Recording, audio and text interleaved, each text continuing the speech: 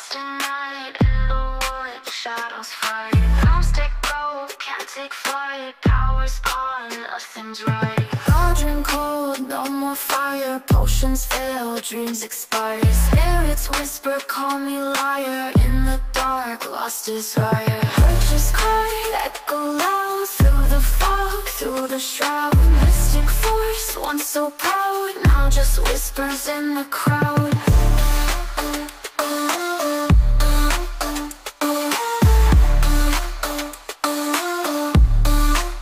Babalan TV.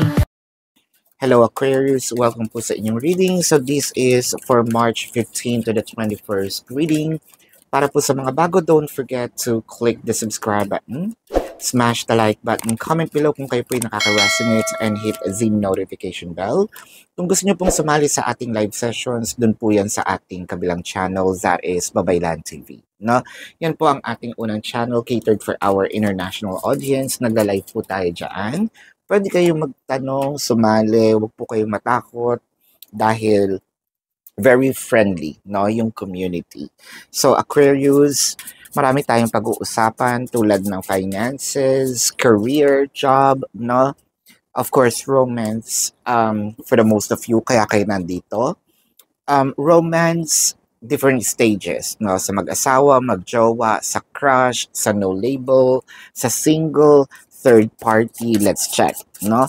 I want you to know that this is a general reading, so you may resonate with the entire reading or you may resonate with some bits and pieces of the reading. Take what's only yours.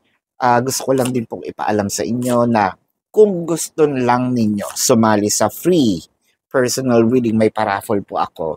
Bakit? Kasi katatapos lang ng birthday ko, no? So to give back, no? Magpaparaffle po ako. I-announce ko po sa Facebook. So follow me sa Facebook para at least malaman ninyo, no, kung paano ang mechanics. I-release ko po yung mechanics or mag-a-announce ako this week. Ayan. So I want you to know that this is a general reading. You may resonate, sinabi ko na nga yung kanina, no? You may resonate with the entire reading. Baka konti lang. Take what's only yours. Simulan na natin. So Aquarius, bakit parang medyo either pinagtataguan natin o may nagtatago sa atin? I feel like gustong-gusto nating makita ito, you know, ma-wane, mahawakan, ma-experience, no, itong energy na ito. It kind of make me feel na paurong, no? Parang lagi may reschedule. So the waiting comes, parang parang yung waiting, yung agony of waiting, pahaba ng pahaba, no? Kung finances ito, chances are meron tayong mga ginagawa, no? Of course, pwedeng nagsisave tayo, kaso yung mga savings natin, nagagalaw din natin. Either nagagalaw, nawawala, no? Hindi naman nawawala itong pag-asa natin na somehow, someday, no, maiipon din natin yung specific amount, no, na ating sinasabing gustong achieve. However, with the Three of Wands in here, inaantay lang natin. Ano? So, inaantay, hindi nawawala yung pag-asa, no? Pinag-aantayan pa rin natin. When it comes to job, I feel like meron tayong ginawa na parang biglang, ayun na no, nandun na sa rurok And then, all of a sudden, parang yung after, no, all the levels, kung final interview ito, dun pa tayo nalaglag. Pero, sinasabi natin dito na kaya pa naman, no? Hindi nawawala ang aking pag-asa. Chances are, alam ko, no, na ang universe ay nasa akin pa din with the Three of Wands. Inaantay ko pa din. No, subok lang ng subok. Especially dun sa mga naghahanap ng trabaho, kasi ang nakikita ko dito, meron ng sana, no? Sana, parating na sana. Kaso something happened in here na hindi natin na-attenan, kaya medyo nanghihinayang tayo, but then again, hindi nangangahulugang hindi na natin uli susubukan. No, when it comes to romance, sa mag-asawa naman po, so ang nakikita natin dito, Aquarius, na parang meron tayong issue ngayon na hindi pa ma-resolve. Chances are meron tayong separation dito sa person na ito, whether it is physical or energetic. Physical, yung person po natin pwede nasa ibang city, state, county, country, different continent, no? Kung ano pa man yan, kung nasan pa man siya, different planet. Ayan. Literal, merong separation, no? Energetic separation, ito po yung sinasabi natin na although kahit nagkikita kayo, no, hindi naman kayo nag-uusap. So, energetically, may gap, no? So, what I am seeing in here, kahit merong ganun, hindi pa rin nawawala yung pag-asa natin na alam ko, no, maayos pa rin ito. Ganon din dito sa magjowa. Parang feeling ko, merong pagtatalo ngayon, no? With the Three of Wands, inaantay lang natin kung sino ang unang mag-reach out.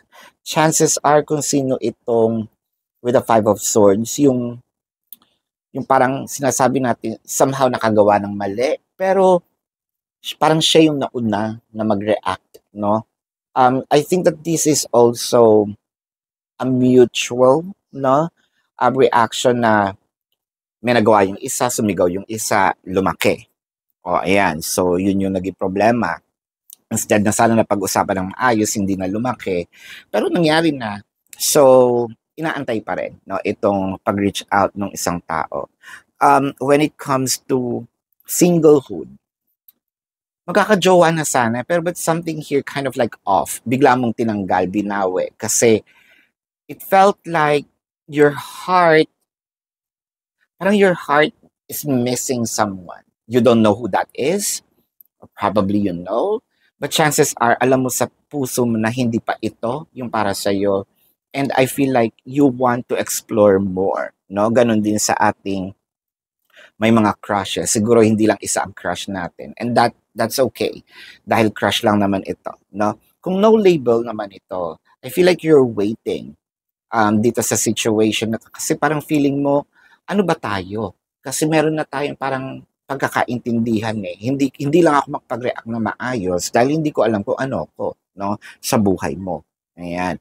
Kung third party situation, ganun din naman. Parang sinasabi dito na is it time for me to repel on this person and to look forward and check, no, if there's someone out there for me who can give me a true committed relationship that I am not sharing with anyone, no? So let's see, with the 10 of Cups, the 5 of Wands, the Ace of Wands, the 4 of Wands, and the King of Swords. So ang nakikita natin dito, so talagang merong conflict. Probably you're not on the same boat as of the moment, not on the same speed. With the Ace of Wands, siguro ang iniisip dito, ito ba ang para sa akin, no? Or ito pa ba ang passion ko? Kasi parang nagsisimula na rin akong magngit-ngit, no? Nagsisimula na rin akong may maramdamang kakaiba. Or sinasabi natin dito, because of what happened, the separation, itong pag-repel nitong energy na ito, mas lalo akong ginaganahan na angkinin, no, or i-achieve, no. Kung finances, sinasabi natin, wag naman sana na puro ito challenges, no. Pero sinasabi mo dito, hindi ako titigil, no. I'm ready. I am born ready. Pero sana naman dumating yung part na maging stable na, no, ito. Hindi porket malakas ako, laging bigay ng bigay, no. Gusto ko rin naman magpahinga. Ayan, with the 10 of Cups in here, gusto ko naman maramdaman na yung itong pinagkakitaan ko is yung ini-invest ko naman sa sarili ko or napapakinabangan ko, no, with the 5 of Wands in here, kasi parang sinasabi mo, lagi kang may kahate. And this is something that you don't know, yung kahate sa iyong salapi, no? Hawak mo lang kanina, biglang nawawala. Literal or figuratively. With the 4 of Wands, sana parang gusto mo magkaroon ng sariling also bahay, no? Or sariling place.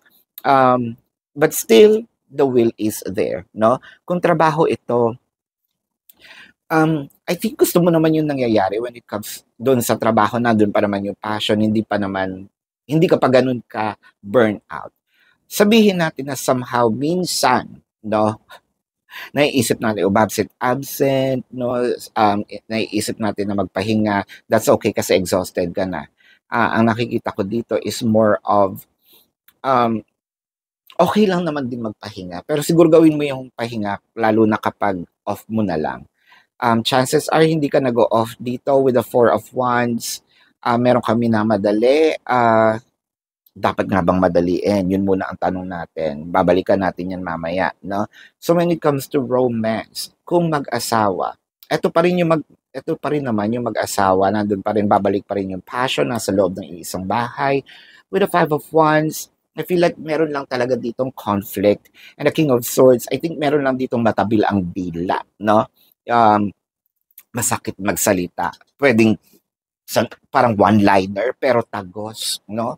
Hindi ito yung ratatat, no, na magsalita na mabilis. Isang salitaan lang pero sabog ang tinamaan, no? When it comes to jowa, ganun din. Hindi naman ito matatanggal, hindi naman mawawala ang relationship. Let's say meron lang temporary, no? Pause dito sa situation ninyo pero nandun pa rin ang pag-iibigan, no? Mabubuo pa rin naman ito. Siguro kailangan lang mag-adjust kung sino ba nitong hindi kasi matalas ang dila, no? May pasimado ang bunganga ng sinasabi natin, no? Minsan wala na sa hulog, basta masabi lang, no? That's the King of Swords. So, kung single, bakit natin tinanggal? Kasi alam natin, siguro hinahanap natin dito ang ating soulmate or twin flame with the Five of Wands kasi alam mo, we are trying, no, to open our hearts, pero pag nararamdaman natin ang puso natin is hindi masaya doon, inaalisan natin, which is true naman, no? Bakit mo ipipilit ang sarili mo sa isang bagay na parang hindi naman masaya, no? Kung yun talaga ang tinitibok ng iyong puso, doon tayo, no? And when it comes to crushes, no? Nakikita natin na siguro chances are medyo ang ginagawa natin, inaalas ka natin, nilalait natin, pero crush na pala natin. Or meron tayong nararamdaman. Aminin nyo yan, let me know sa comment section. Kung third-party situation, I feel like nandito na yung nagmamatigas tayo. Dahil ayaw natin sa isang sitwasyon na nakikipag-share tayo. No? So, let's check some other cards here. Aquarius, gusto ko lang po ipaalam sa inyo na doon po sa ating kabilang channel, which is Babaylan TV, no? Yan po ang ating unang channel catered for our international audience. Ayan, pwede po kayo magtanong doon.